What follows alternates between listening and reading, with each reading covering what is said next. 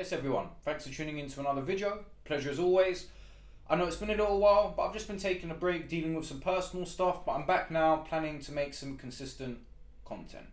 Thank you to everyone who's engaged in the videos over the last few weeks. As I always say, it gives me great pleasure and joy to know that people are getting some sort of value from my videos, and hopefully it's helping you along your mental health journey, or even if it's not along your mental health journey, then just along this journey we call life anyway. If you get any value from this video, please like and subscribe. Any thoughts, comments or ideas you'd like to explore, please leave in the comment section down below, and let's get into the video. So in the video today, I just wanted to talk about all the tools that I use and I believe it imperative that one should use if you want to try and control your mental health without the use of medication. I don't think medication's right for me. I do have some problems with it, but I do personally know some people who have taken medication and it's been an absolute lifesaver for them. I'm personally just under the belief that maybe one can use alternative methods, because I question if mental health conditions really are about chemical imbalances or if it's to do with external factors such as trauma as a child, the way you're living, etc. There's a book that I just finished reading called The Body Keeps the Score. Really interesting book about trauma, and one idea it explores is that if you go through trauma as a young child and you therefore can't sort of express your feelings in the correct way, and it comes out misunderstood, that can lead to an incorrect diagnosis for a mental health issue. You can be put onto a medication which isn't necessary for you, and obviously this can have effects that one would probably rather avoid. It's just an interesting idea, and I got diagnosed with bipolar cyclothymia about 1.5 years ago, and I question my diagnosis now. I feel that I've got it under control, but it takes a lot of effort, it's taken a lot of experimentation, and also a lot of commitment. I kind of see medication as a shortcut. I personally believe, not always, but in 80% of the time, if you take action in the way that I'm going to describe now, hopefully you can control your mind a little bit more. There was also something that came out recently that some sort of meta-analysis study, I believe, that said that depression isn't down to lack of serotonin. So this throws everything that we've been told out the window. So when it comes to mental health, depression, anxiety, bipolar, chemical imbalances, no one really knows. It's still a little bit of a grey area.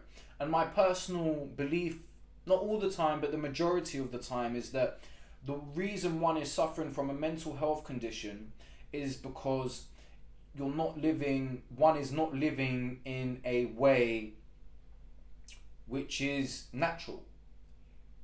If you're sitting inside all the time, not exercising, eating processed food, staring at your phone, no wonder you feel like shit.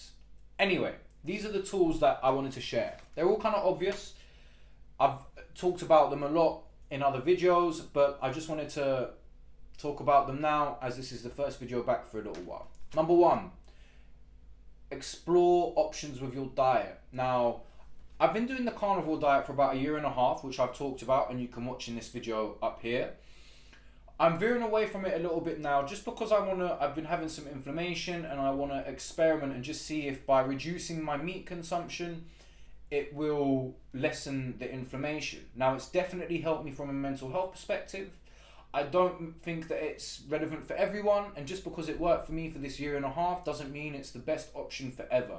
But explore your diet. Just as an overall consensus, cut out sugar. That's the first thing one should do if you're dealing with mental health issues. And I would say cut out processed food as well, such as crisps, cakes, all the obvious things. Just stick to whole foods. Makes a massive difference. Number two, exercise. Now, I'm really big into fitness. Exercise doesn't need to be extreme, but you want to move your body every day for, I would say, half an hour at least, really an hour. Whether that's walking, if you can do a bit of yoga, that's great, just to release and stretch. I think lifting weights is great, just to really liberate energy, and also combat sports. But make sure you're doing something. Don't just sit at home not moving, because your body's going to tighten up, it's going to restrict you, and if your body's restricted and not in a good way, it's therefore going to connect your mind that they both are integral to one another, right? Number 3, get outdoors, be outside. So again, this is something that I think a lot of people maybe don't do as much as they should or could. I try and get outside first thing in the morning. There's lots of studies now which should suggest that getting, natural light, that means not through a window, outside within the first 20 minutes of your day is really good for your circadian rhythms, good for your mental health. And, again, it kind of makes sense, right? From my perspective, you just want to go back to a sort of natural state of living, and therefore, hopefully that will make your mind feel a little bit more steady. Number 4 is hot and cold exposure. So I'm really into sauna and then cold in the same session, in separate sessions.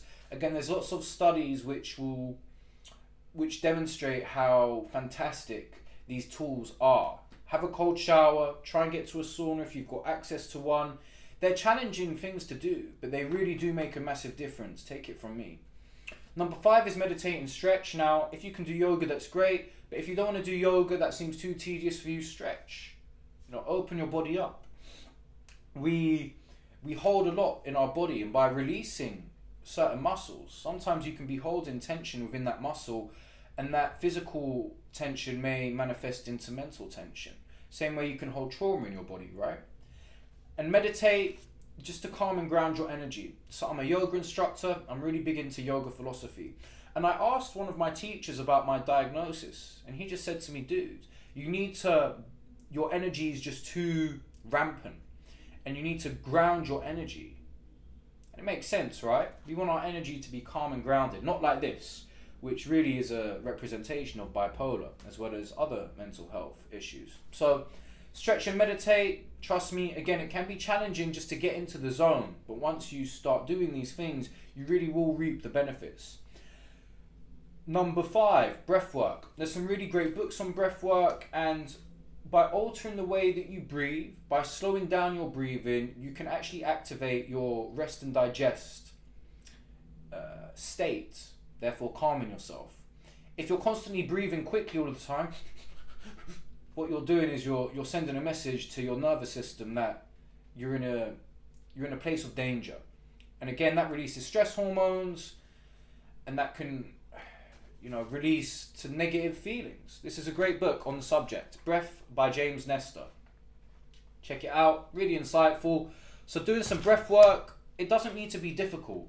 All that really simple one anyone can do. Breathe in for 4, hold in for 4, breathe out for 4, hold out for 4. Do that for 5 minutes a day.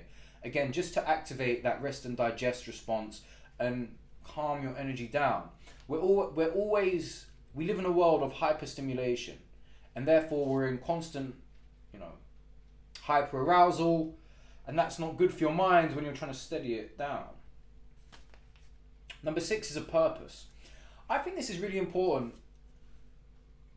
It's easier said than done to figure out your purpose, but I think everyone needs to have a goal that they're striving towards. It doesn't need to be difficult, whether that's physical, mental, work-wise. Maybe it's just a goal that you want to lose, 5 kilos within 2 months. Maybe you want to run a marathon. But when you've got a goal, a vision, and a focus, from my personal experience, it really helps to not let your mind get sidetracked and feel like you're a loser. Number 7, again, very obvious, is stay hydrated. I think this is one that people really underestimate. I really noticed that if I'm feeling sluggish and I drink enough water, it can really make all the difference. Now, I don't think that by drinking water it's going to solve depression or bipolar or anything like that. But for example, if I feel really sluggish, then I start feeling negative, and then I don't get done what I want to do, and then I feel disappointed in myself. And it all started by just having a bit of brain fog. But by drinking water, just gets all that energy flowing around the body, right? Again, makes sense.